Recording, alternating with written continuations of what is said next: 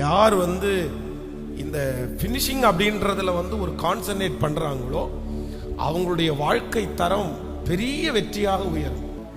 தேவாலயத்தை கட்டும்போது அந்த ஆலயத்தை கட்டக்கூடிய அளவு, அந்த ஆலயத்திலே வைக்கப்படுகிற வாசல், இது எல்லா அளவையும் கர்த்தர் கொடுக்கிறார்.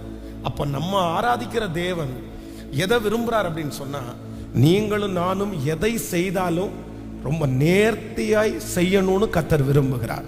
ஓ, நீங்க உங்களுடைய வேலைகளா இருக்கலாம், எதுவா வேணாலும் இருக்கலாம், ஒரு அபிஷேகத்தை வாங்கணும்.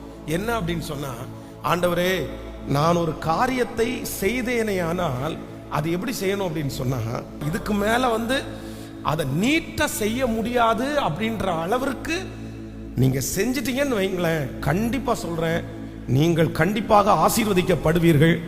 உங்களை தவிர வேறு யாரையும் அந்த வேலைக்கு யாருமே அமர்த்த மாட்டார்கள்.